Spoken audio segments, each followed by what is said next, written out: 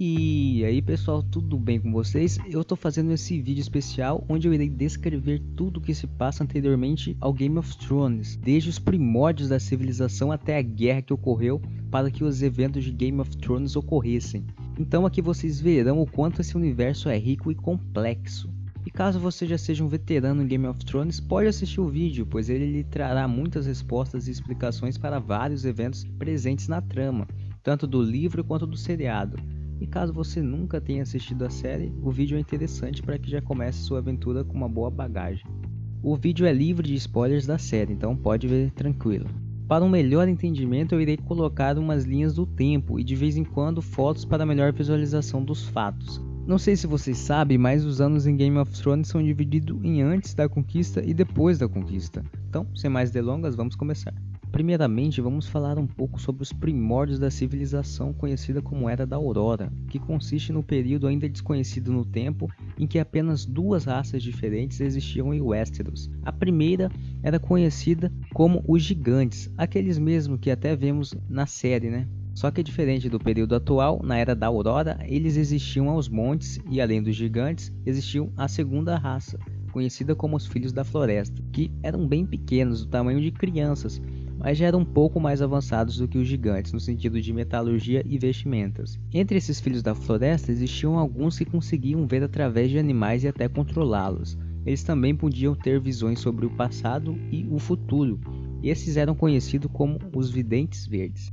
Os deuses dos Filhos da Floresta foram que posteriormente viriam a se tornar os deuses dos primeiros homens e que os povos do norte, principalmente de Winterfell, ainda adoram. Eles são representados por rostos nas árvores por seus fiéis. Isso, de acordo com eles, serve para que os deuses possam observar os seus adoradores. Os primeiros homens, que eram uma nova raça, digamos assim, chegaram do Oriente cruzando o Mar Estreito e se estabeleceram em Dorne. Não tem a informação do porquê eles deixaram as suas terras e partiram para o Westeros, mas depois que aportaram, eles foram mais e mais para dentro do continente, até chegarem ao norte, onde viviam os Filhos da Floresta. E essa convivência entre os dois povos não foi nada pacífica, pois os primeiros homens eram mais avançados tecnologicamente do que os Filhos da Floresta, além de serem maiores e mais fortes, e já construíam aldeias e faziam plantações, e para que isso fosse possível, eles precisavam destruir os represeiros, que era onde viviam os Filhos da Floresta. E se não bastasse, as árvores que tinham rostos em homenagens aos deuses do Filho da Floresta também eram destruídas. Os Filhos da Floresta, não contentes com essa atitude, obviamente, tentaram deter os primeiros homens com tudo o que podiam, desde treinar guerreiros para o combate, enquanto os Videntes Verdes convocavam animais para ajudar na batalha. E com isso eles conseguiram até atrasar um pouquinho o avanço dos primeiros homens, o que fez com que essas batalhas durassem gerações. Até que ambos os lados, provavelmente cansados de tantas guerras, se reuniram e firmaram um pacto de paz, onde os Filhos da Floresta abdicavam das terras de Westeros, exceto as florestas profundas, e por parte dos primeiros homens ficou acertado que eles não derrubariam mais nenhum represeiro. O local onde esse pacto foi selado é conhecido como a Ilha no Olho de Deus. Esse pacto selou o fim da Era da Aurora. A Era dos Heróis aconteceu logo após o fim da Era da Aurora e consistia basicamente em que vários reinos e casas nobres surgiam e desapareciam e que o convívio pacífico entre os primeiros homens e os Filhos da Floresta continuou. A Era dos Heróis terminou cerca de 8.000 anos antes da conquista, no mesmo tempo em que um evento conhecido como a Longa Noite, que seria de grande importância dos Sete Reinos. Em uma das piores épocas em que o Westeros presenciou, onde surgiam invernos atrás de invernos, que sempre era um tempo difícil, principalmente para quem vivia no norte, que já era frio mesmo em qualquer época do ano. E para que os alimentos durassem bastante, era costume entre os mais velhos e fracos falarem que iam sair para caçar e nunca mais voltarem, para justamente sobrar mais alimentos que já eram escassos, assim eles de certa forma ajudariam os jovens que ficaram a ter mais chance de sobreviver. Se não bastasse isso, surgiu uma nova raça, conhecida como Caminhante Branco ou os Outros, que sempre apareciam quando estava muito frio e matavam tudo que estavam na frente. Eles eram meio que cadáveres de gelo, comandados pelos seus líderes. Essa foi a primeira aparição deles, que apareceram nas terras selvagens bem depois do norte. Uma lenda diz que a Longa Noite, aqui chamada de Escuridão, só acabou quando um herói chamado Azor Ahai lutou contra essa tal escuridão com uma espada vermelha, e que ele irá voltar um dia. Eu citei essa lenda pois quem já assistiu ou vai assistir Game of Thrones agora já sabe de onde surgiu essa profecia.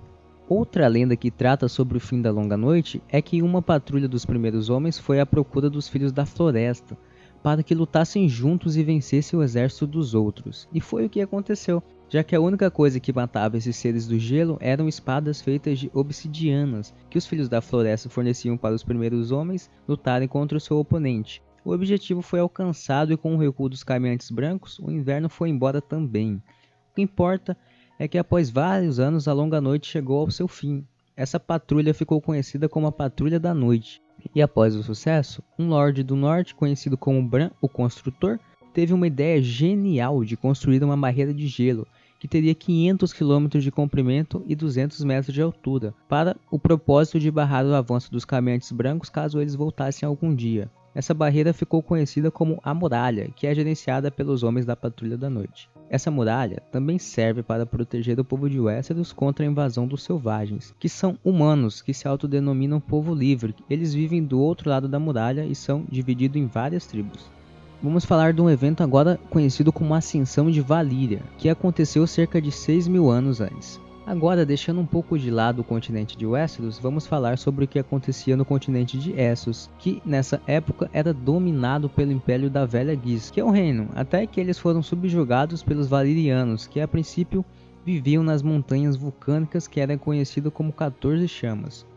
Esses Valyrianos aprenderam a domar dragões para ajudar na batalha. Eles não tinham reis e se denominavam Cidade Franca de Valíria, porque todos tinham voz nas decisões. Ao todo, aconteceu 5 grandes guerras entre o povo valeriano e o povo da Velha Guiz, até que nesta última, Velha Guiz foi totalmente arrasada, decretando a vitória dos valerianos.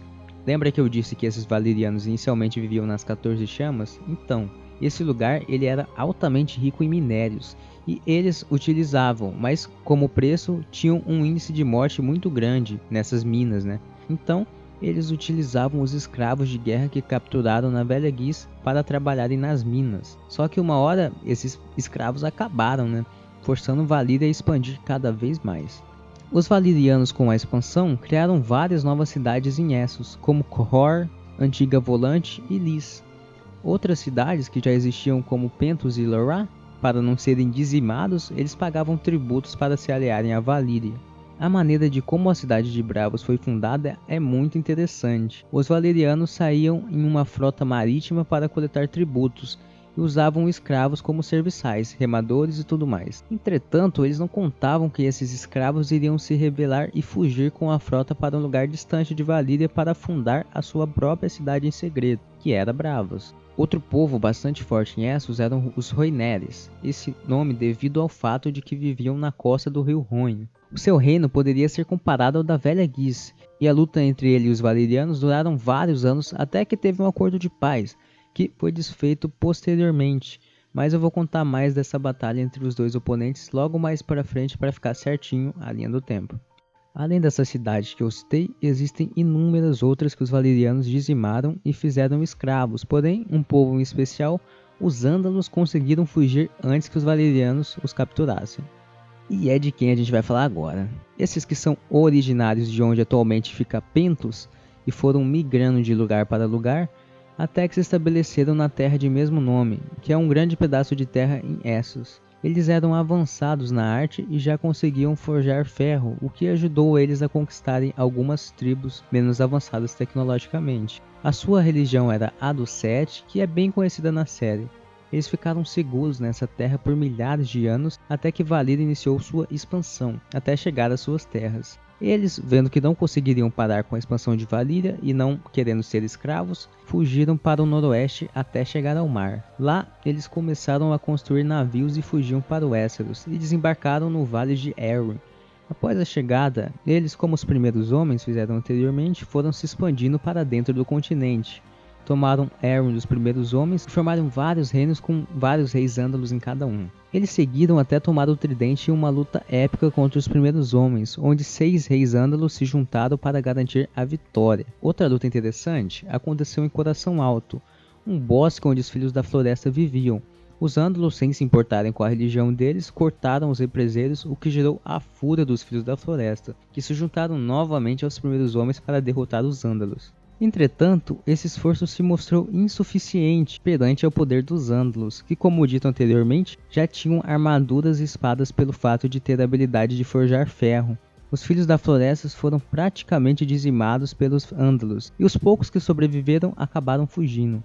Os Ândalos, após várias centenas de anos, foram tomando todo o território de Westeros, e após a conquista de territórios importantes, se casavam com mulheres ou filhos dos reis derrotados para mostrar que tinham o direito de governar. Outro fato é que eles empurravam a sua religião como oficial, por isso tiveram problemas após a conquista nas Ilhas de Ferro, pois lá eles não obtiveram sucesso com a fé dos Sete, já que os nativos não queriam largar a sua religião.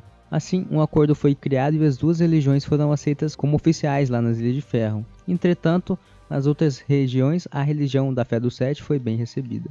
O norte foi a única região que conseguiu se manter intacta dos avanços dos Ândalos, pois contava com a fortaleza do Fosso Cailin e com pântanos impenetráveis no gargalo. Assim, eles conseguiram com que seu território ficasse seguro por vários séculos. Vocês lembram que eu disse que os Valyrianos e os Rhoyneres fizeram um acordo de paz que durou vários anos? Então, agora é hora de voltar e contar o final dessa história. Após Valíria ter tomado praticamente todo o continente de Essos para si, eles queriam domínio total, e para isso teriam que revogar o acordo de paz e partir para a difícil tarefa de conquistar o Rhoyne.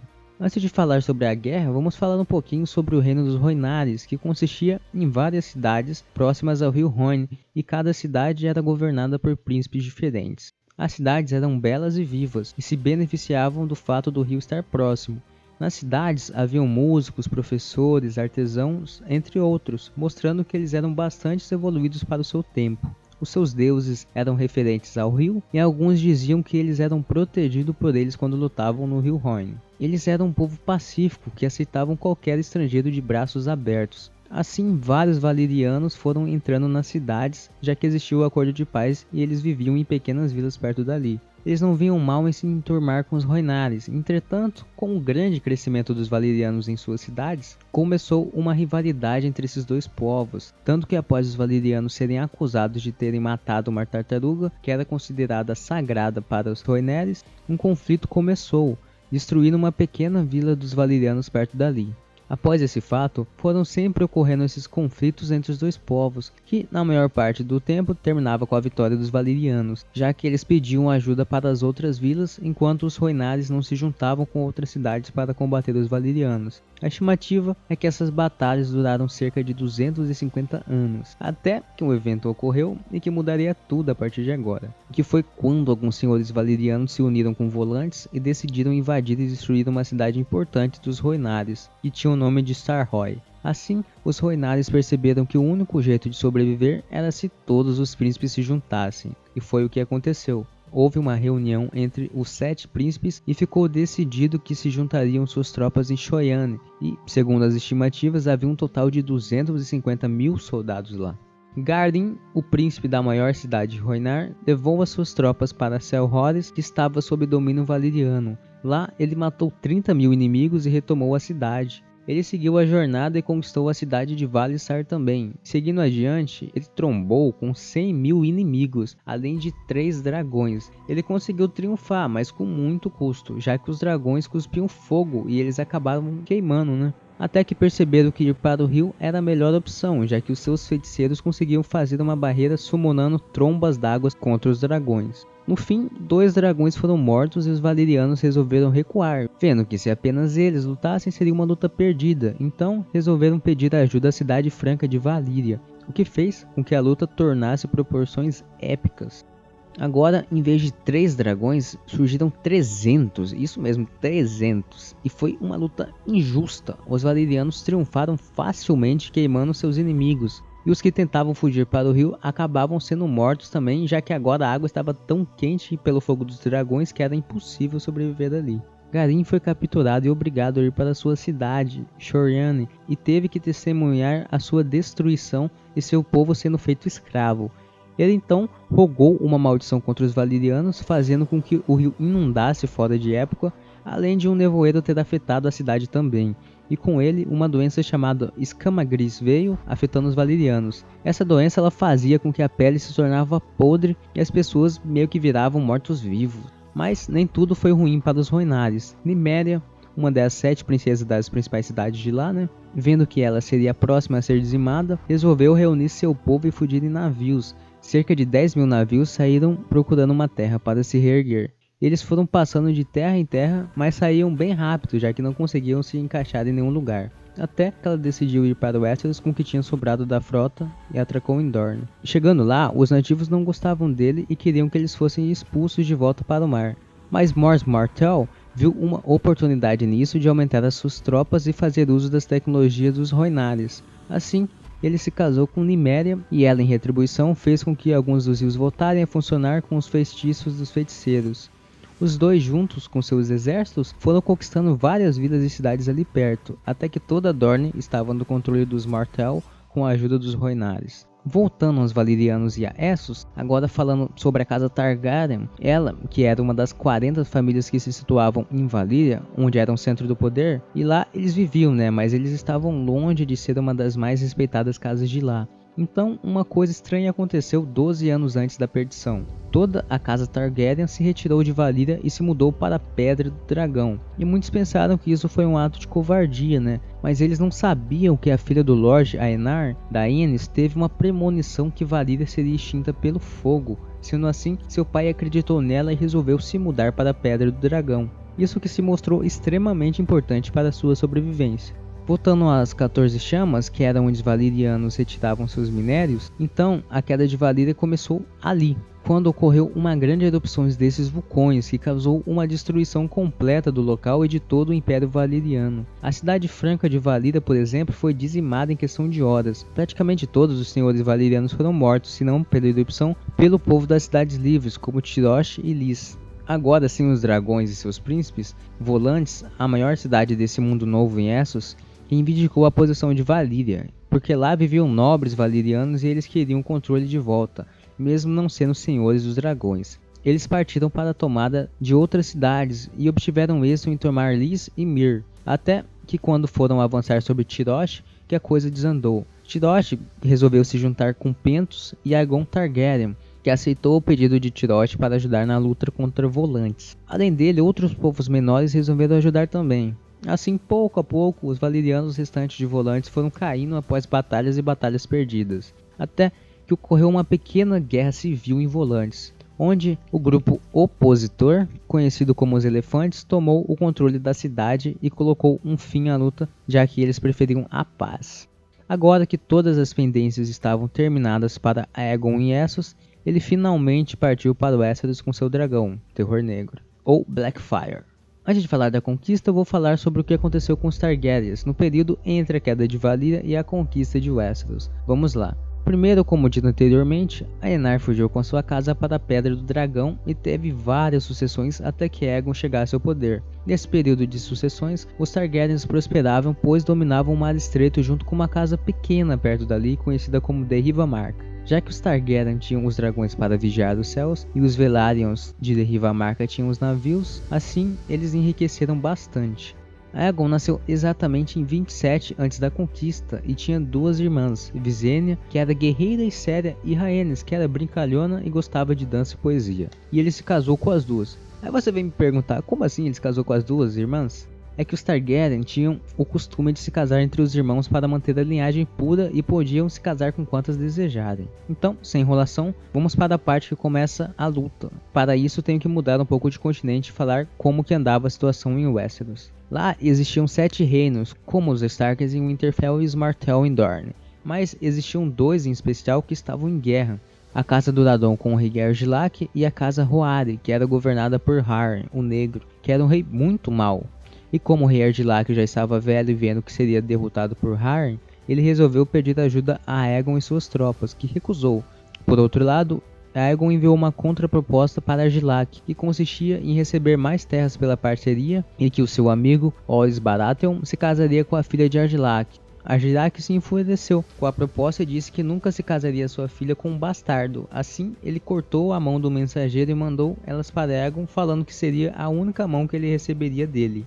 E adivinha aí, Aegon não ia deixar barato, né? Ele reuniu seus aliados e, após a reunião, resolveram enviar corvos para todos os lugares de Westeros, falando que quem o aceitasse como único rei de Westeros seria poupado e poderia viver em paz, e quem não aceitasse os termos seria derrotado. Assim, com cerca de 3.000 homens, ele partiu para Westeros. A conquista em si foi a de Aegon sobre Westeros, mas muitas pessoas acham que os anos depois da conquista começaram a contar logo no dia quando Aegon chegou em Westeros. Isso não é verdade, a data só começou a contar após ele receber a coroação no Septo da Fé. Agora, eu vou contar como aconteceu essa conquista. Então, na verdade, a conquista realmente se iniciou em 2 antes da conquista, que foi o período que Aegon desembarcou em Westeros, na foz da Torrente da Água Negra, lugar onde atualmente é Porto Real. Lá, ele pediu para suas irmãs que com seus dragões começassem a pedir apoio das casas próximas. A maioria aceitou, e quem não fez foi queimado até aceitar os termos. Após isso, a primeira batalha aconteceu. Valdocaso e Lagoa da Donzela se juntaram para mandar os Targaryen de volta. Aegon foi com seu dragão Terror Negro nas costas do oponente, enquanto Orys Baratheon os distraía na dianteira. E após a morte dos dois lords, os sucessores dessa casa se renderam aos Targaryen, que pegaram o cofre das cidades para si, e nisso deram sorte, já que Valdocaso era um porto e por esse motivo tinha um cofre bem gordinho. Aegon era um rei bom, ele lutava sim, mas não fazia com prazer, apenas porque era necessário. Aos derrotados que se renderam, ele garantia suas terras e considerou o seu amigo Orys como a mão do rei. Alguns dias após a coroação de Orys como a mão do rei, eles bolaram uma nova estratégia de ataque a vários lugares. O primeiro foi Orys com Rhaenys e seu dragão Meraxes. Eles seguiram para a Ponta Tempestade. Lá, eles enfrentaram os senhores Erhol, Fel e Booker, que fizeram um ataque avançado e mataram cerca de 1.000 soldados de Orys. E, depois desse ataque, eles recuaram para os bosques. Mas eles não esperavam um dragão, que varreu todo o bosque com as suas chamas e decretou a vitória de Orys ali. A segunda avançada foi com Daemon Velaryon e sua frota marítima, que foi acompanhada por Visenya e seu dragão Vhagar. Eles seguiram para a Vila Gaivota e o Vale de Arryn. Entretanto, como Orys, eles estavam com dificuldades, já que tinham perdido cerca de 2/3 de sua frota, até que Visenya utilizou seu dragão para virar o rumo da batalha, que agora virou totalmente a seu favor. Mesmo assim, Daemon acabou morto nessa luta. E por fim, temos Aegon partindo com suas tropas e seu dragão para enfrentar Harren, o Cruel, em Harrenhal, onde ele estava escondido, mas até chegar lá ele sofreu bastante, pois os dois filhos de Harren fizeram uma emboscada para ele, resultando em vários soldados derrotados. Entretanto, Aegon surgiu com seu dragão e derrotou facilmente os combatentes ali, incluindo os filhos de Harren.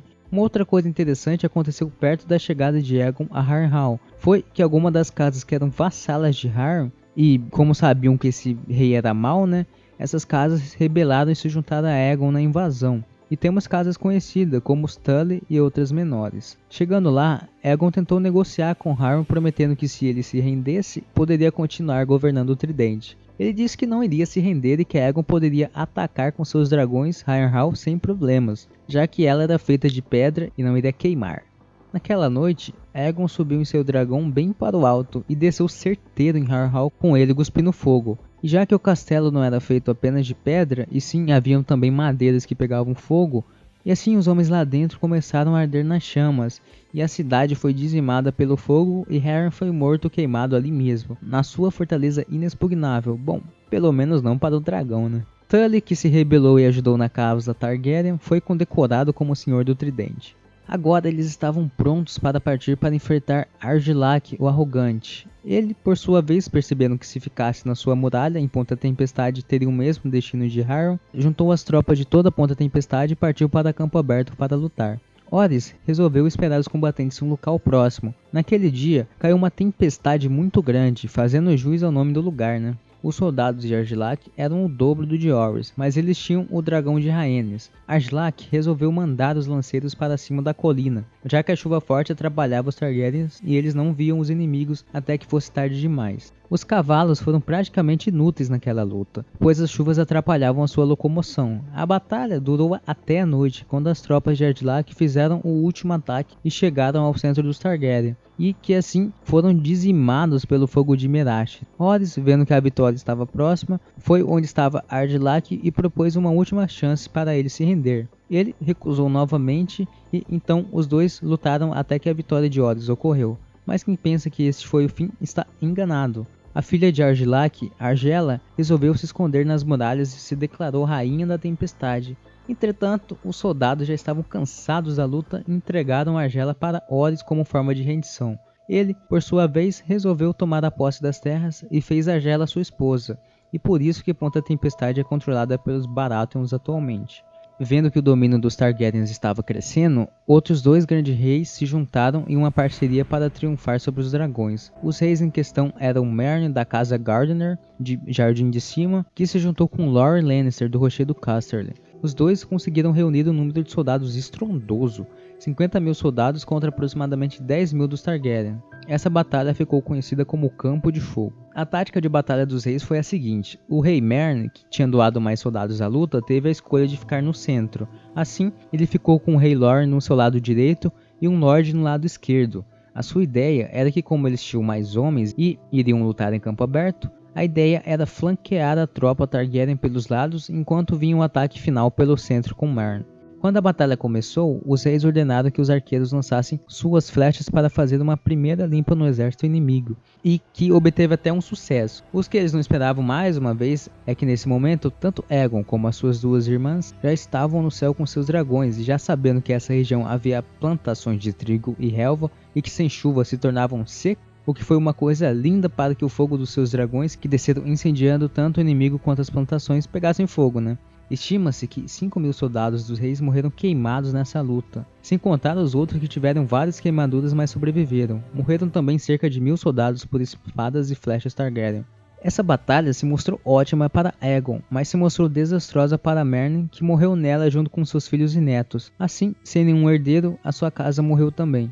O rei Loren Lannister fugiu, mas foi capturado no dia seguinte e se rendeu. Assim, Aegon fez os Lannisters os reis do Oeste. Porém, ainda faltava alguma coisa. Com a morte da casa Gardener, Aegon foi conferir quem tinha ficado com o Jardim de Cima, e quando chegou lá, descobriu que os Tyrell haviam dominado a região. Entretanto, como eles se renderam também, Aegon decidiu nomear os Tyrell como os comandantes de Jardim de Cima e protetores do Sul.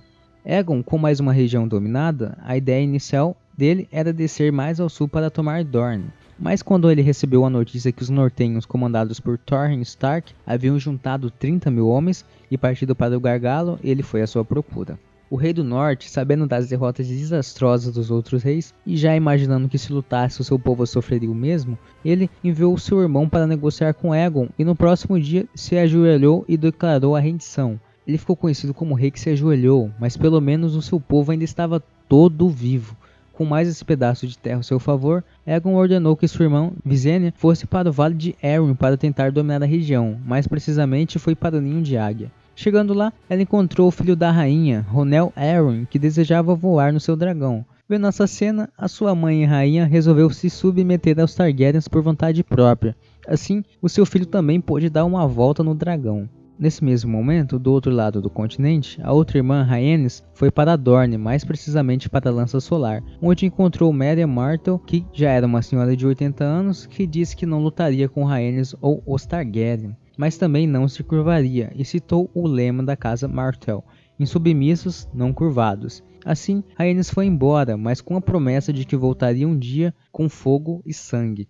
Isso fez com que Dorne fosse a única região não conquistada por Aegon.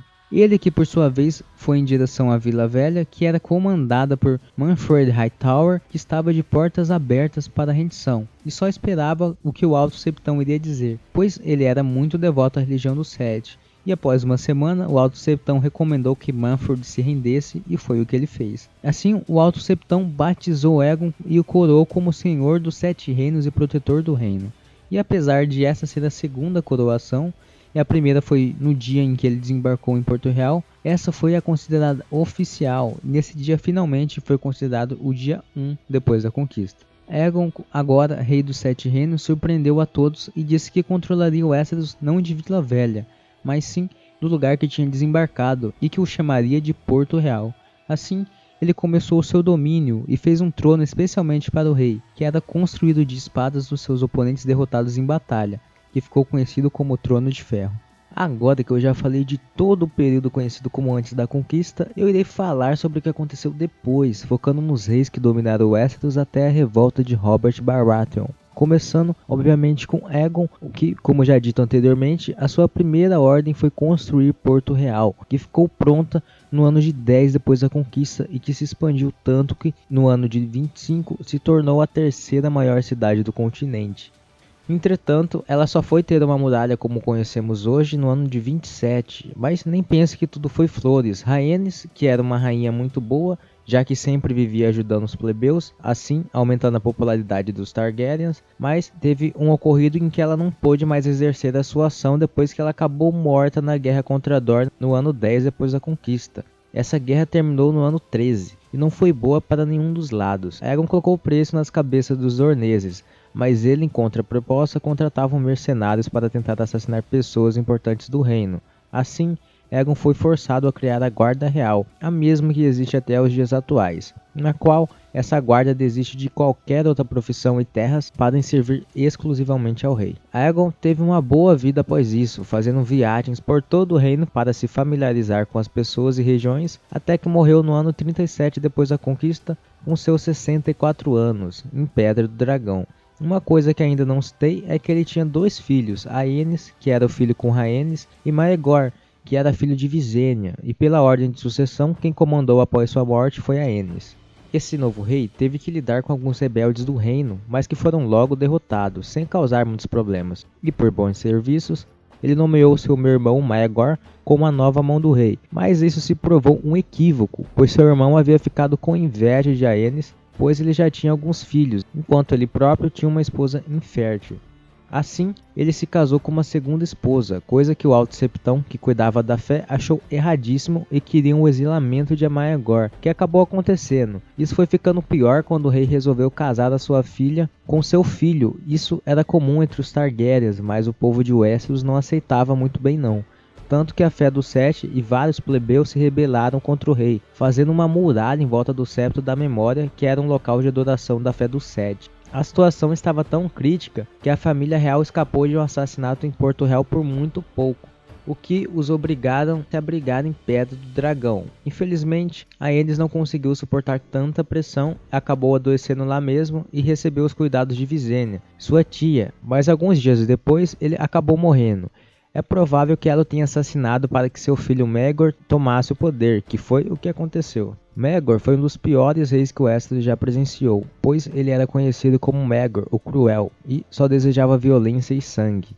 Mas vamos começar pelo começo, onde ele voltou do seu exílio e reivindicou o trono, que na verdade não era nem para ser dele, e sim de Aegon, o filho mais velho de Aenys, mas ele simplesmente matava quem apoiasse essa ideia, então acabou sendo ele mesmo do poder. Mas ele ainda tinha um inimigo, a Fé do Sete, que com o Alto Septão era o líder deles, que continuavam falando que Maegor não era o rei de fato. Então concordaram em ter uma luta no modo Julgamento dos Sete, onde ficariam 7 guerreiros de cada lado e batalhariam até a morte.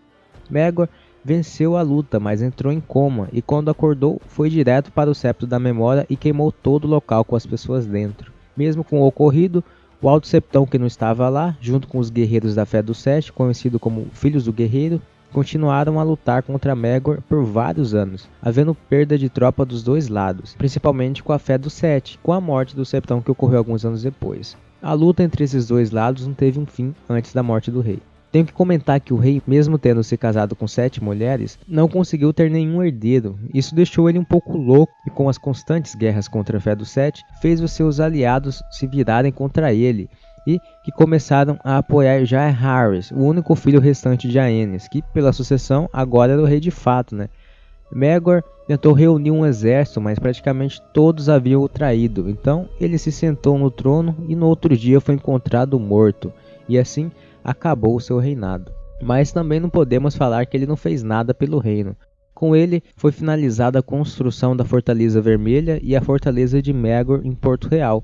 Foi ele também que fez os túneis secretos que existem embaixo da cidade. Jaehaerys subiu ao poder, agora novamente um rei que de fato merecia a coroa, o qual fez vários projetos em prol do reino no seu mandato, como ajudar a Patrulha da Noite a construir um novo castelo, a criação da Estrada do Rei que iria ligar todo o reino, além de fazer a melhoria do esgoto e tratamento de água em Porto Real. Uma pendência que ainda existia era a fé militante que estava bem pequena após as investidas de Maegor. Assim, O rei atual, no entanto, fez as pazes com a fé, jurando que o reino ia proteger ela de qualquer ataque. Ele também unificou as leis, que seriam apenas uma para todo o reino. Mas, como nem tudo é perfeito, ele não tinha herdeiro, já que seus 2 filhos haviam morrido, então ele teve que decidir quem seria o seu herdeiro. Reuniu vários indicados e acabou selecionando Viserys. Uma parte interessante a se falar sobre o reinado de Viserys é dizer que ele tinha um meio-irmão de nome Daemon, que era cruel, mas inteligente. E esse irmão imaginava que seria o herdeiro do trono após Viserys, já que a relação entre os dois era boa, tanto que o rei o nomeou como comandante da patrulha de Porto Real. Mas o que Daemon não esperava é que o rei já tinha escolhido a sua única filha Rhaenyra como herdeira após a sua morte. Mesmo ele tendo 3 filhos com outra esposa, ele ainda permaneceu com a ideia de deixar Rhaenyra como rainha. Daemon, quando soube da notícia, não ficou lá muito feliz e foi para o outro continente para tentar conquistar uma coroa, e se juntou a Corlys Velaryon para lutar contra Lys, Myr e Tyrosh, que eram cidades infestadas de piratas. Assim, até mesmo Viserys o ajudou com dinheiro e Daemon obteve sucessos e derrotas. Até que um tempo depois, no ano de 111, em um torneio realizado em Porto Real, ele voltou e jurou lealdade ao seu irmão, que o aceitou de volta, mas isso não durou muito tempo, já que ele foi exilado algum tempo depois, pois teve relações com a filha do rei e até chegou a pedir a mão dela em casamento, coisa que Viserys recusou e o exilou. Daemon, após sair de Porto Real, acabou se casando com Laena Velaryon e teve 2 filhas com ela, até que a mesma morreu no ano de 120 depois da conquista, junto com seu filho na hora do parto. Já Rhaenyra, a filha do rei, se casou com Laenor, mas os dois não tinham muita afeição pelo outro. Eles tiveram 3 filhos, mas como nenhum era parecido com o pai, surgiu rumores que não eram seus filhos. Laenor acabou morrendo também no mesmo ano. As coisas ficaram ainda piores depois da morte dos dois, já que o filho do rei, Aemon, tentou reivindicar o dragão de Laena. Houve confusão quando Aemon chamou os filhos de Laena de bastardos, já que os boatos diziam isso.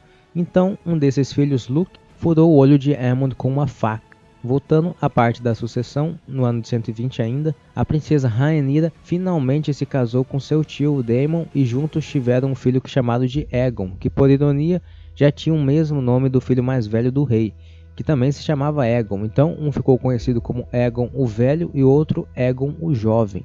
O rei acabou morrendo no ano de 129 e quem assumiu, para a surpresa de muitos, não foi a sua filha Rhaenyra, mas sim o filho mais velho de Aegon, o que deixou Rhaenyra muito brava quando soube da novidade, né? Isso acabou desencadeando uma das melhores batalhas que já existiu, que ficou conhecida como a Dança dos Dragões. A Dança dos Dragões durou 3 anos, de 129 até 131 depois da conquista, e foi iniciada exatamente quando Rhaenyra soube na notícia que ela não seria a sucessora. Assim, ela se preparou para a guerra tentando encontrar aliados. E para isso, mandou seu filho Luke à Ponta Tempestade para conquistar o apoio de Lord Barros. Mas uma coisa inesperada aconteceu. Ao chegar ao seu destino, ele encontrou Aemond lá, também tentando o mesmo objetivo por parte de Aegon. Não sei se vocês lembram, mas foi Luke que fez Aemond perder um olho, e claro, ele não ia deixar barato. Assim, ele perseguiu Luke, cada um no seu dragão, até que, desorientado pela tempestade que caía ali, Luke e seu dragão caíram no mar e morreram ali mesmo. A coisa já estava bem feia entre Aegon e Rhaenyra, e depois da morte do filho dela, a relação entre os dois nunca poderia ser consertada novamente sem um confronto. Sabendo do ocorrido, o padrasto de Luke, Daemon, resolveu contratar um matador particular para também matar um dos filhos do rei Aegon. E como esse caçador conhecia os túneis secretos embaixo da cidade, ele capturou a esposa e os 2 filhos do rei e perguntou à mãe qual dos dois deveria ser morto. Ela, mesmo triste, escolheu que ele matasse o menor, Maelor, em vez do maior, Jaehaerys. Só que isso foi uma armadilha, e ele assassinou o filho mais velho. Assim, cada irmão havia perdido um filho. E quem imaginava que o outro filho, o mais novo, ficou bem, também se enganou. Após o ocorrido, ele foi enviado para Vila Velha, mas ele nunca chegou ao seu destino, já que em Ponte Amarga a multidão descobriu que era ele e o matou para tentar reivindicar um prêmio com Rhaenyra. Nesse ponto, até a guarda real interferiu, como uma medida de punição a quem apoiava Rhaenyra. Eles partiram para punir quem fizesse isso na Terra da Coroa, e os senhores de lá ficaram com medo e enviaram um pedido de ajuda à rainha. Ela respondeu enviando a sua filha para lá com seu dragão, pronta para a batalha. Mas do outro lado estava Aemond, um olho, e também o rei Aegon, ambos com seus dragões. Essa batalha ela foi interessantíssima e teve baixas para o lado da rainha, onde a sua filha conseguiu deixar Aegon e seu dragão gravemente ferida, mas morreu logo em seguida. Aemond não sofreu nenhum ferimento nessa batalha. Aí nesse ponto você pode imaginar, então a guerra estava ganha pelo lado de Aegon agora que a princesa estava morta? Errado, principalmente porque o número de dragões do rei era de apenas 3 contra 7 de Rhaenyra. E além disso, ela ainda tinha em seu poder mais 3 dragões, que se domesticados poderiam se totalizar 10 dragões para ajudar em batalhas. Um número impressionante. Sabendo disso, Daemon assumiu o controle das tropas do lado da rainha, e do outro lado, já que o rei estava muito ferido pela batalha, Aemond um Olho assumiu o papel de líder, coisa que não se provou muito boa para o rei, já que Aemond, sabendo que Harrenhal era de posse da rainha, viajou com as suas tropas para lá e deixou Porto Real livre, e, espertamente, Daemon esvaziou Harrenhal e tomou posse de Porto Real sem nem precisar lutar. Aí vocês imaginam que foi o fim para Aegon e seus seguidores, se enganaram mais uma vez. Ele e vários familiares fugiram por aquelas passagens que existiam embaixo da cidade e se refugiaram num lugar muito improvável que eu vou revelar já já. Voltando a Porto Real, começou a surgir um culto no qual falava que os dragões eram demônios, e a cada dia mais e mais pessoas passaram a acreditar nisso, até que eles tiveram a ideia de invadir a fortaleza de Porto Real, mais especificamente o Fosso dos Dragões, para assassinar os dragões que estavam lá. E aí a coisa começou a ficar feia mais uma vez. Um dos filhos da rainha, Joffrey, sabendo que o seu dragão estava no fosso e temendo a morte do seu amigo, montou no dragão de sua mãe para tentar salvá-lo, o que se provou uma decisão errada, já que ele acabou morto junto com o dragão de sua mãe. Só nessa noite, 5 dragões morreram. Aí você me pergunta, cadê o Daemon para ajudar a proteger esses dragões? Ele não ajudou, pois ele já estava morto, algo que aconteceu no mesmo dia quando Aemond um Olho e Daemon se enfrentaram bem longe dali. Ambos estavam em seus dragões, Vhagar e Cachados, e ambos morreram nessa luta. A rainha, sabendo que sem dragões e com o povo invadindo Porto Real, ela deveria fugir, tanto que conseguiu voltar para a Pedra do Dragão. Imagina sua surpresa ao encontrar o rei Aegon no comando de lá. Ele aproveitou a sua saída quando Porto Real foi tomada e se escondeu no lugar mais improvável, a fortaleza da rainha, que era a Pedra do Dragão. Lá, ele e seu dragão se recuperaram e conseguiram encontrar pessoas que também não gostavam da rainha e queriam se revoltar. Assim, ele ia tomar a fortaleza facilmente, só que ele não contava que aparecesse a filha de Daemon com seu dragão para tentar impedir o feito. Eles lutaram entre si e Aegon saiu vitorioso, mas teve suas 2 pernas quebradas, pois teve que pular do seu dragão, já que os dois se enroscaram na luta e ele seria esmagado caso não fizesse isso. Voltando ao presente, Rhaenyra chegou em Pedra do Dragão e encontrou Aegon no comando, que quando a viu, deu ela de comida para o seu dragão, Sunfyre, na frente do último filho da rainha, Aegon, o jovem. Foi uma coisa bem cruel se você parar para pensar. Agora que a rainha e Daemon morreram, Aegon II venceu a batalha, certo? Sim e não, ele realmente foi quem derrotou Rhaenyra, mas como seu ato foi bem cruel, quem ainda estava do lado da rainha continuou lutando contra Aegon em um ato de rebeldia, até o Lord Stark estava vindo com um exército para acabar com Aegon. Agora, eles apoiavam aquele mesmo filho que viu a sua mãe ser comida viva por Sunfyre, Aegon o Jovem. Mas a luta entre os Stark e o rei nem aconteceu, pois o próprio foi envenenado pelos seus próprios amigos e assim acabou seu reinado, junto com uma das maiores guerras que o Westeros já presenciou, a Dança dos Dragões. Após a morte de Aegon, o segundo filho de Rhaenyra, Aegon o Jovem, subiu ao trono para se tornar rei. Agora ele era conhecido como Aegon o III. O seu reinado foi triste e melancólico, já que ele tinha apenas 11 anos quando chegou ao poder e logo nos primeiros dias já teve problemas, pois Lord Stark achou extremamente errado matar um rei daquela forma, pois o povo do norte prezava muito a honra, e matar um rei traindo ele ou envenenando não entrava em sua cabeça. Então, ele queria punir cada um dos traidores, mas ele nem precisou fazer muito. O conselho do rei ordenou a prisão dos traidores e nomeou o Lord Cragon Stark como a mão do rei para que ele punisse os réus. No final, ele mandou 20 homens para a muralha e matou outros 2. No dia seguinte, Cragon renunciou ao cargo de mão do rei, já que seu objetivo de punir os traidores já estava finalizado. Só ressaltando que até o rei completar os seus 16 anos, ele não podia dar ordens, porque ainda era menor de idade. E nesse período, ele era um peão em um tabuleiro de xadrez. Após ele completar a idade, ele finalmente pôde assumir o poder. Só que ele era um rei triste que quase não saía do seu quarto. Mesmo assim, conseguiu ter 5 filhos. Ele ficou conhecido como a desgraça dos dragões, já que o último dragão Targaryen morreu por um período de seu reinado. Já o rei acabou falecendo aos 36 anos. Daron assumiu o poder aos 14 anos, mas diferente do seu pai, ele não precisou ficar em regência e pôde governar desde o primeiro dia do seu reinado. Ele queria reabrir uma ferida esquecida há muito tempo, que era conquistar Dorne. Logicamente, os seus conselheiros reprovaram a ideia, já que nem mesmo Aegon, o Conquistador, conseguiu tal feito. Entretanto, depois de Daron mostrar o seu plano, eles pensaram novamente, já que o seu plano era muito melhor do que o do próprio Conquistador, assim havendo uma boa chance de tomar Dorne. A sua tática era a seguinte: ele se dividiria seu exército em 3 frentes. Uma iria de barco para tomar Vila Tabueira e seguir rio acima, essa seria liderada por Ellen Velaryon. A segunda, liderada pelo Lord Tyrell, iria atravessar o Passo do Príncipe e o rei iria por um caminho que os dorneses não esperavam, onde se seguia uma passagem traiçoeira conhecida como o Caminho do Espinhaço. Cada um obteve sucesso e após um ano e várias batalhas, o rei chegou à Lança Solar, que era a sede de Dorne. Lá, o príncipe de Dorne acabou se rendendo para Daron, assim tornando oficialmente seu reino como parte de todos. E agora sim, os 7 reinos estavam completos, pelo menos em teoria, né? Mas não pense que após a conquista tudo foi fácil. Demorou um ano para que Daron voltasse para Porto Real, pois ele ainda lutava contra alguns rebeldes remanescentes. O rei deixou Tyrell em Dorne para ser o seu informante lá e garantir que Dorne não se rebelaria, o que não deu muito certo, já que após a saída do rei, alguns rebeldes sempre surgiam e matavam homens do rei, até que 2 anos depois, a esposa de Lord Tyrell foi morta em uma dessas emboscadas, e o rei não viu outra alternativa a não ser voltar para Dorne e pacificar novamente o reino.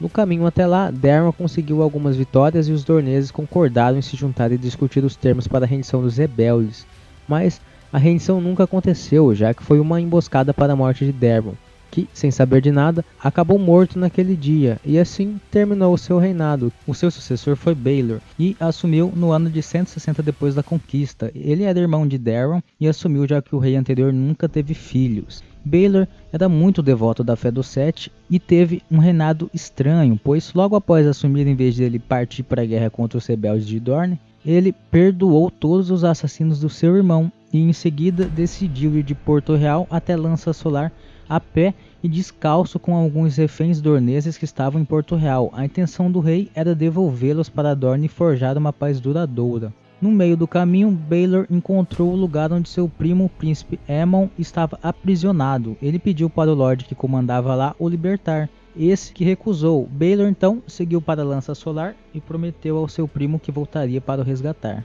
O rei, após muito esforço, chegou ao seu objetivo e felizmente conseguiu forjar uma paz com Dorne. Eles também combinaram que o seu primo Daron se casaria com a filha mais velha do príncipe de Dorne quando os dois tivessem idade para tal. O príncipe de Dorne ficou com medo que Baelor morresse se fizesse o mesmo percurso até Porto Real a pé, e assim ele ofereceu transporte, que foi recusado com a explicação de que os Sete tinham ordenado que ele caminhasse. E assim ele chegou onde seu primo estava e pediu a sua libertação. Lord Will aceitou, mas fez um pequeno fosso com várias cobras em volta da jaula de Aemon e deu a chave para o rei, que com coragem foi no meio das cobras e entregou a chave para Aemon se libertar. Foi o que ele fez, e depois que ele se libertou, ele ajudou o rei a sair do fosso, já que o mesmo estava em coma pelo fato de ter sido picado várias vezes pelas cobras. Ele só melhorou do coma e retomou ao poder meio ano depois, mas teve umas atitudes que muitos questionaram. A primeira foi que ele era casado com a sua irmã, e após sua chegada, ele queria dissolver o casamento, o que foi aceito. Logo depois, ele prendeu as suas 3 irmãs na Fortaleza Vermelha, alegando que queria que elas permanecessem inocentes da maldade do mundo. Não feliz, o rei resolveu proibir a prostituição de Porto Real, assim mais de 1000 mulheres e seus filhos foram expulsos da cidade. O rei também entrou em um voto de castidade, alegando que nunca mais teria relações com nenhuma mulher. Ele também construiu um novo septo para a fé dos Sete, que ficou conhecido como Grande Septo. Por fim, ele morreu em um jejum que durou 40 dias, após ele receber a notícia que sua irmã, Daena, aquela mesma que ele tinha se casado alguns anos atrás, teve um filho com o príncipe Aegon IV. Após a morte de Baelor, quem assumiu foi o seu tio, irmão do rei Viserys II. Esse que ficou pouco mais de um ano no poder e por causa desse pouco tempo, não teve nenhum acontecimento que mereça ser citado. Ele teve 2 filhos, Aegon IV e Aemon, além de uma filha chamada Naerys, que, após ter idade, se casou com seu irmão Aegon, que muitos acreditavam ter dado veneno ao seu pai para assumir o poder. Sendo ou não verdade, Aegon IV foi quem assumiu o reino por ser o filho mais velho de Viserys II, e provou ser um rei totalmente responsável para governar.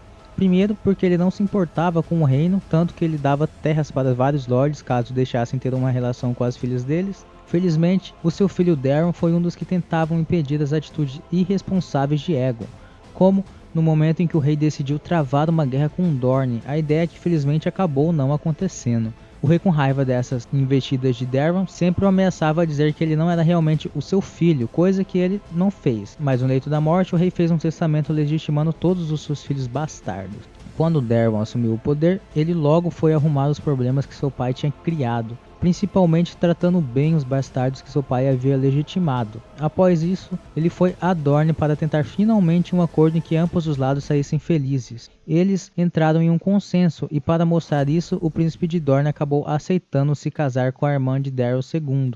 Outro fato importante é que o próprio rei já era casado com uma dornesa que deu 4 filhos a ele. Nesse acordo, Dorne ainda tinha direito de ter suas próprias leis, além de outros direitos. Isso causou um pequeno desconforto em algumas pessoas que achavam que Dorne tinha privilégios demais. Assim, surgiu a primeira rebelião Blackfyre. Essa rebelião também foi impulsionada por conta de alguns dos filhos do rei se parecer mais com os Mortals do que com os próprios Targaryens. Mas quem as pessoas que estavam insatisfeitas com as atitudes do rei poderiam recorrer? A resposta é Daemon Blackfyre, que já sentiu um pouco de ódio do rei pelo fato de ele amar a sua irmã Daenerys, que também o amava. Entretanto, Daemon não permitiu o casamento, e esse ódio, junto com várias outras pessoas o pressionando, resultou na sua decisão de matar o rei e se autoproclamar ele mesmo o rei em sequência. Ele só não contava que a sua decisão iria chegar até o rei, que ordenou que ele fosse preso, e que por sorte um dos seus soldados o ajudou a fugir da Fortaleza Vermelha em segurança. Isso até o ajudou, pois surgiram boatos que Daemon queria o prender apenas por medo e que Daemon não era realmente um filho legítimo de Aegon IV. Após a fuga no ano de 196, a primeira rebelião Blackfyre finalmente começou. De um lado, o dragão vermelho dos Targaryens e do outro, o dragão negro dos Blackfyre. Houve diversas batalhas em várias localidades entre as duas tropas, sem nenhuma vitória para nenhum dos lados.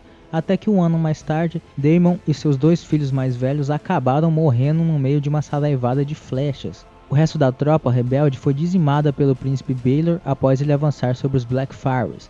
Aço Amargo, um dos filhos de Daemon, por incrível que pareça, conseguiu fugir e foi se esconder em Tyrosh. O rei puniu severamente quem ajudou os Blackfyres, retirando as terras e os seus privilégios. Outro fato que vale a pena ressaltar é que os 2 filhos do rei lutaram um contra o outro em um julgamento dos 7, onde Baelor lutou em nome de um cavaleiro andante no qual Maekar queria executar.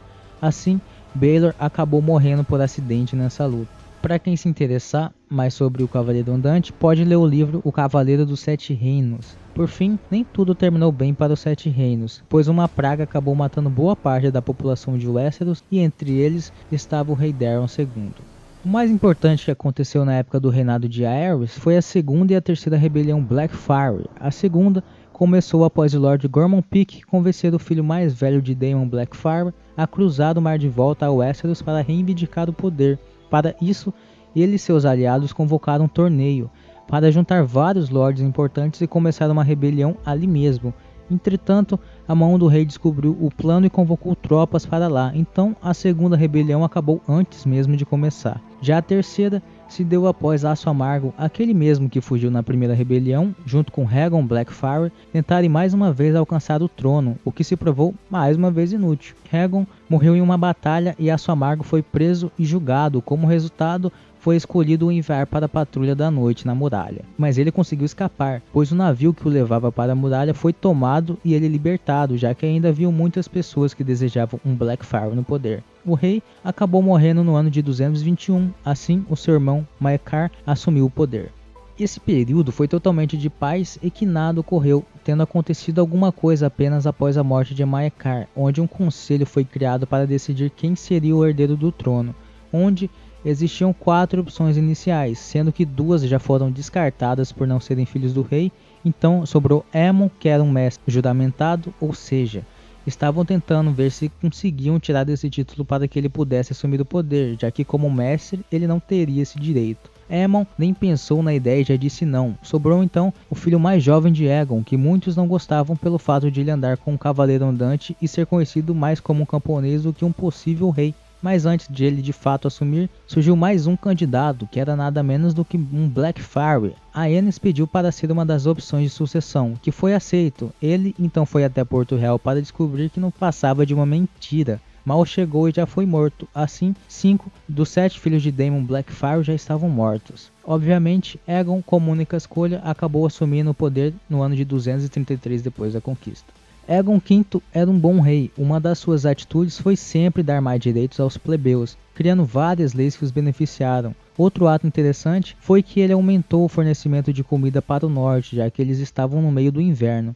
Essas atitudes, por outro lado, trouxeram alguns inimigos entre os lords, já que eles achavam que o rei dava muito direito aos plebeus. Para contornar isso, ele teve a ideia de casar os seus filhos com pessoas importantes para reconquistar a confiança. Mas quem disse que esses filhos colaboraram? O mais velho, Duncan, se recusou e casou com uma mulher que ele já tinha conhecido, mesmo tendo que perder o direito a ser o sucessor dos 7 reinos. O segundo filho, Jaehaerys, se casou com a sua irmã, Shaera, para desgosto do rei e, por fim, o mais novo também não aceitou a ideia de se casar e ficou solteiro pelo resto da vida. Mas uma pequena rebelião Blackfyre aconteceu neste período, a quarta, que começou no ano de 236 e foi elaborada pelo neto de Daemon, junto com Aço Amargo e a Companhia Dourada. E, mais uma vez, ela não obteve sucesso. O neto de Daemon foi morto e Aço Amargo mais uma vez conseguiu fugir e acabou morto alguns anos depois. Quem pensa que a rebelião acabou está muito enganado. A última esperança dos Blackfyres ocorreu no ano de 258, que era Maelys, que se juntou com mais 8 comandantes e piratas para selar um acordo que se ajudariam a tomar as terras que desejavam.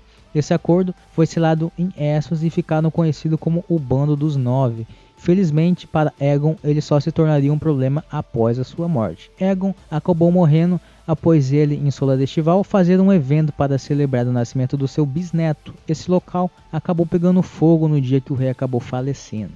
Jaehaerys II assumiu o poder e, como eu disse, o Bando dos Nove não se tornou um problema para Aegon, mas logo que Jaehaerys assumiu o trono, o bando já se preparou para atacar o Westeros. O rei, não querendo luta em seu continente, se precaveu e mandou seus soldados para os degraus em Essos. Lá, os dois exércitos lutaram por quase um ano, tendo vários confrontos sangrentos tanto em terra como no mar. A guerra só foi decidida quando um cavaleiro chamado Barristan Selmy, o mesmo conhecido para quem já assiste a série, derrotou o último descendente Blackfyre, Maelys, em uma luta cara a cara. Após esse ocorrido, os outros 8, que já não se interessavam muito por Westeros, resolveram recuar e a guerra foi terminada ali mesmo. 2 anos depois, o rei sentiu falta de ar e morreu na sua cama, tendo estado apenas 3 anos no poder. Quem o sucedeu foi Aerys II, que seria o último Targaryen no poder. Aerys II foi coroado muito novo, com apenas 18 anos. Uma das suas primeiras atitudes foi chamar o seu amigo Tywin Lannister para ser a mão do rei. Nessa época, Tywin tinha 20 anos. Essa foi uma decisão acertada do rei, já que quem praticamente governava o reino era Tywin e não Aerys, que não se interessava muito por isso, o que foi bom para o Westeros, já que Tywin era um ótimo governante. Depois, a relação entre os dois começou a azedar. O rei tinha um pouco de ódio por Tywin conseguir ter filhos, enquanto todos os seus filhos morreram no parto. Isso piorou no ano de 270, quando o rei já não aceitava mais nenhum conselho da mão e substituiu todos os homens que ele imaginava que eram de Tywin por seus. O rei ficou irritado com os comentários de que quem reinava realmente era a mão. Ele tentava mostrar que quem mandava era realmente ele com essas atitudes. A situação era tão precária que Tywin pediu demissão, mas o rei não aceitou. E após o terceiro filho de Tywin nascer, Tyrion, que acabou tendo a sua mãe morta no parto, foi alvo de comentários maldosos do rei. E quando Tywin ouviu, ficou bem irritado, mas continuou sendo a mão do rei. O rei, por sua vez, se tornava cada vez mais paranoico, sempre imaginando traições e perseguições contra ele. Quando seu segundo filho com Rhaella nasceu e ficou vivo, lembrando que esse era o segundo filho, ainda tinha um primeiro chamado Rhaegar. O rei não deixou ninguém chegar perto dele, com medo de ele ter o mesmo destino dos outros filhos mortos. Ele queimou todos os presentes que chegavam para o príncipe com medo de ser alguma forma de matar a criança. Tywin, tentando criar uma reconciliação, planejou um torneio em Lannisport para homenagear o segundo filho nascido do rei, que aceitou o convite. Quando o torneio acabou, Tywin tentou oferecer a sua filha Cersei para Rhaegar, que era o filho mais velho do rei, que recusou dizendo que não se casaria a filha de um servo com seu filho. Ele nem mesmo deixou o outro filho da mão, Jaime, se tornar escudeiro de Rhaegar. Em 277 aconteceu uma coisa que ninguém sequer imaginaria. Tudo começou quando Lord Darkwing de Valdocaso desejou um alvará que o desse mais autonomia, já que cada vez menos o seu porto era usado e ele começava a passar por dificuldades financeiras. Esse alvará iria permitir menos taxas e tarifas. Assim, ele enviou um pedido que foi logo recusado por Tywin. Então, ele elaborou um plano mais elaborado e insensato, chamado o rei para debater os termos em Valdocaso. Obviamente, Lord Tywin disse para o rei recusar, mas a Aerys, com sua rixa com ele, disse que iria pessoalmente debater os termos com Lord Darkling. Chegando lá, o debate se provou ser uma armadilha, que foi usada para fazer o rei de Westeros como refém. Já que a cidade era cercada por uma fortaleza, o Lorde ficou com Aerys de refém lá dentro. Tywin tentou várias vezes fazer o Lorde se render durante 6 meses. Ele recusou todas, falando que caso alguém tentasse invadir a fortaleza, ele mataria o rei. Tywin, após 6 meses, disse que daria mais uma chance, e caso contrário, entraria na fortaleza e mataria todos. Perguntado se ele não se preocupava com a vida do rei, ele respondeu que caso alguma fatalidade acontecesse, eles teriam um rei melhor ali mesmo, que seria o filho mais velho de Aerys, Rhaegar. Antes dessa investida acontecer, Sir Barristan Selmy da Guarda Real, aquele mesmo que já citei anteriormente, pediu para Mon que o desse uma chance de entrar na fortaleza escondido e trouxesse o rei em segurança. Tywin achou que seria suicídio, mas por respeito a Selmy deu um dia para ele tentar, caso contrário eles invadiriam a fortaleza. Primeiro, Selmy escalou a fortaleza sem ser notado. Chegando lá, se disfarçou de um mendigo e foi até o calabouço onde o rei estava escondido. Após tirar ele de lá, soaram um alarme. Ele, em vez de se render, lutou contra vários soldados e derrotou todos. Em seguida, ele foi até os estábulos. Lá, pegaram cavalos e fugiram em direção ao alto da muralha, enquanto do lado de fora, os arqueiros de Tywin derrubavam quem estava lá em cima da muralha. Assim, o rei e Selmy conseguiram sair em segurança. O rei então mandou matar todos os envolvidos nesse ato, e se já era considerado meio paranoico, agora ele ficou totalmente louco. Com o trauma dos dias presos, ele não deixou ninguém encostar nele, assim sua aparência ficou grotesca, com cabelos sujos e unhas gigantes. O pior foi suas atitudes após esse fato. Ele acreditava que Tywin, junto com seu filho Rhaegar, tinham planejado o matar para que Rhaegar virasse rei e se casasse com Cersei. Assim, o rei chamou o Lord Steffon Baratheon para ir para Volantis para trazer uma noiva que achava ideal para o seu filho, e posteriormente trocar Tywin por Steffon como a mão do rei. Entretanto, o navio acabou naufragando e Lord Steffon morreu. O rei, obviamente já louco, acreditou que Tywin descobriu isso e achou uma maneira de afundar o navio. Então, ele trouxe um eunuco Varys para criar uma rede de espionagem para obter informações. Outro ato do rei foi tentar fazer nascer dragões, que não obteve êxito. Então, ele se virou para os alquimistas para criar vários lotes de fogo vivo, que era considerado o mais perto de fogo de dragão, e o rei queimava os traidores com essa substância e se divertia com isso. As coisas não melhoraram nem quando seu filho mais velho teve uma filha, já que o rei não foi e nem permitiu que o filho mais novo fosse na celebração de nascimento da criança, o que com isso fez surgir boatos que ele iria deserdar o filho mais velho. O rei também tinha assuntos pendentes com a mão, já que acreditava estar sendo traído por ela. Ele então propôs a Jaime Lannister, o único herdeiro Lannister que Tywin queria, já que ele não tinha nenhum respeito pelo outro filho Tyrion, que se tornasse membro da Guarda Real. E quando você se torna um membro da Guarda Real, não é possível se tornar herdeiro de nenhum lugar. Então, essa foi a vingança do rei, que fez Tywin ficar muito irritado, tanto que ele alegou que estava doente para poder se retirar do cargo da mão do rei. Em 281, ocorreu um torneio organizado pelo Lord Walter da Casa de Harrenhal, que prometia dar prêmios grandiosos, muito maiores do que já tinham acontecido. O problema era que o Walter não era rico, e para dar um prêmio desses, alguém deveria ter investido dinheiro por trás. A pessoa mais provável era Rhaegar, que queria juntar vários lords de uma vez para trazerem ele para o seu lado, para conspirar contra o rei. Mas a sua tática não deu certo, pois o rei, surpreendentemente, resolveu ir no torneio em pessoa, o que não foi uma ideia muito boa, pois todos puderam ver que ele já estava completamente louco. No torneio, o rei proclamou Jaime Lannister a guarda real e logo após percebeu que teria um Lannister com uma espada bem ao seu lado e que a qualquer momento ele poderia o matar. Assim, ele pediu para Jaime ir para Porto Real para proteger a rainha, quando na verdade ele só não queria Jaime por perto. As coisas começaram a dar errado e tornar consequências para o reino que conhecemos em Game of Thrones a partir desse momento, que foi quando o príncipe Rhaegar venceu este evento na presença do seu pai e tudo, e Rhaegar, após vencer, mesmo já estando casado com Elia Mortel, ele nomeou a Lyanna Stark de Winterfell como a rainha do amor e da beleza. E esse era um prêmio que o vencedor dava para alguma mulher que ele achasse muito bonito. O rei viu isso como uma tentativa de mostrar que ele e o Winterfell estavam do mesmo lado. Entretanto, ninguém de Winterfell ficou muito feliz com essa atitude do príncipe, o que mostrava que eles não estavam juntos. Após o fim do torneio, Rhaegar e Lyanna se reuniram e fugiram juntos, e esse fato deixou Robert Baratheon muito irritado, já que ele já tinha uma relação com Lyanna e amava ela.